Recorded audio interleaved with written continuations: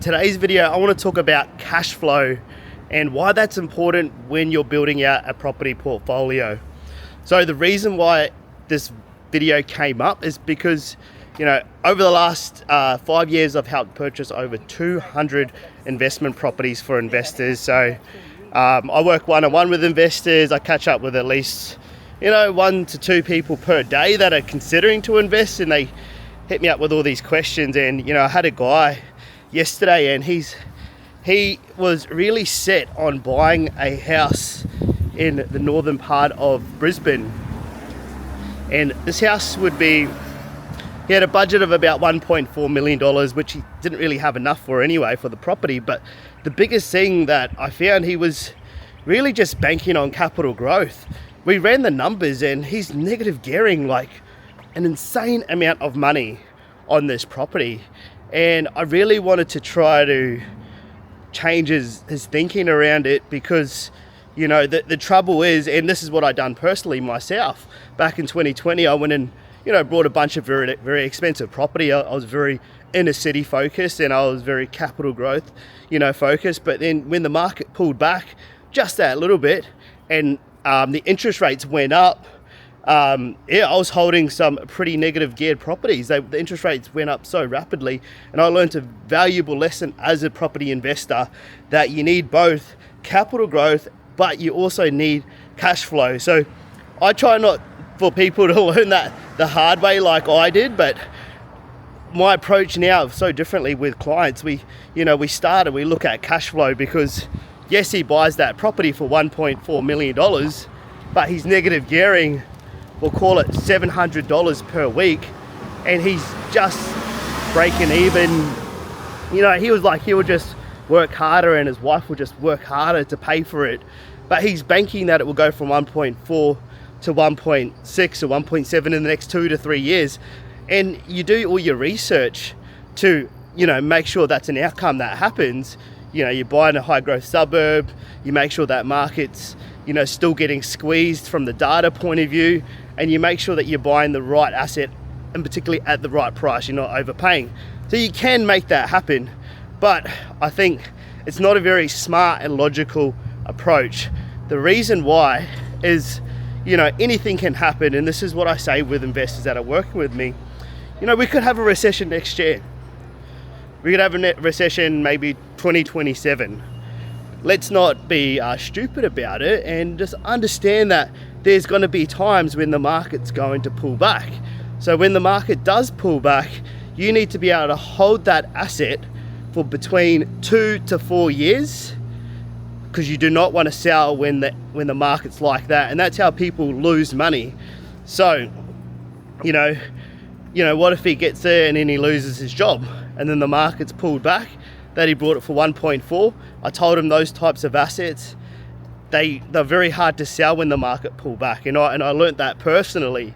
The most expensive stuff, they're the hard ones to sell.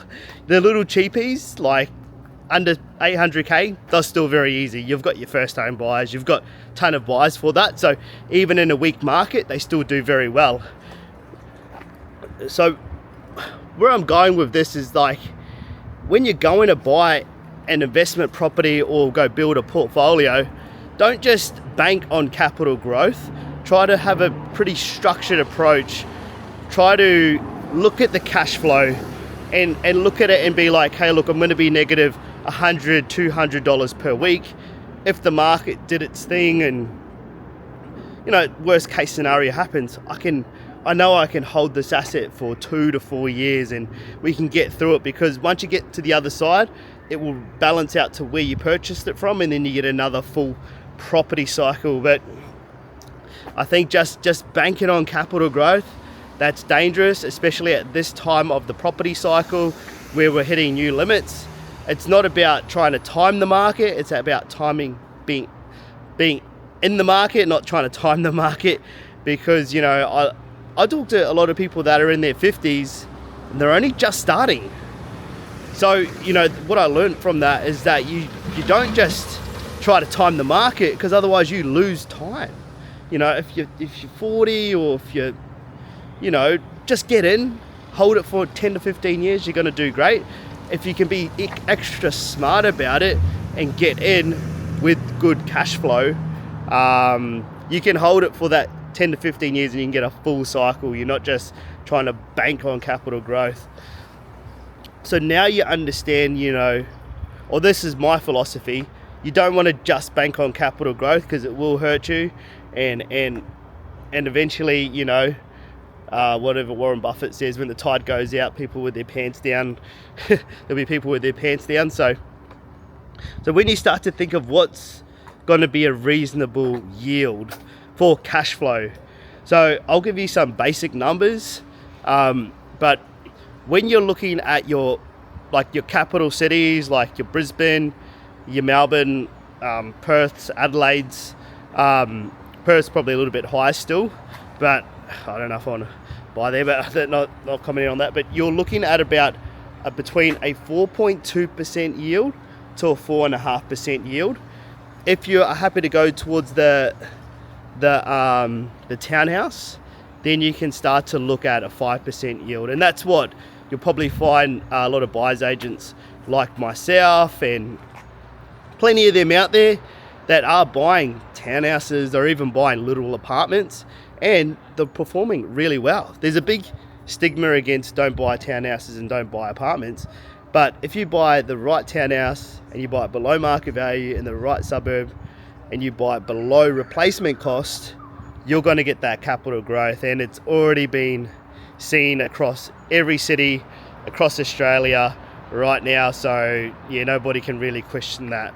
The only place that hasn't quite happened yet is Melbourne right now, so that's why there's some great opportunity there. So you'll find the yields are much lower in your capital cities, around a 4% yield. That's even in Melbourne is considered good, and you're going to be negative cash flowing with interest rates at 6%. But then once you start going out to your regional towns, that's when you can start to pick up these 5% yields. And that's what, all those guys selling the courses, like the PK Guptas and all of that, they're just selling a course on how to find those type of markets because you want a capital growth and you want rental yield. And really, if you just wanted to sum up those type of markets, it's your regional hubs, like it's your Townsville, it's your Rockhamptons, it's your I can't think of all the other bloody regional hubs in Adelaide, regional hubs in like Perth, like Geraldton. There's all these little cities that have more than 100,000 people living there, and the key thing is they've got a diverse economy. So then that means they're not just stuck with one industry like a mining town. Be very careful someone just takes you to a mining town and sells you on the rental yield, because that's a very high risk. So what those courses do is they teach you how to do medium risk buying. So your capital cities are kind of classed as low risk, or they are classed as low risk. And then as you get into these regional towns, they are in the medium risk, but they're not a high risk. So you can go in there, you can buy a good asset, you can get a good rent return, and then you can get good capital growth on it at the same time. So that's how you're going to get a better yield.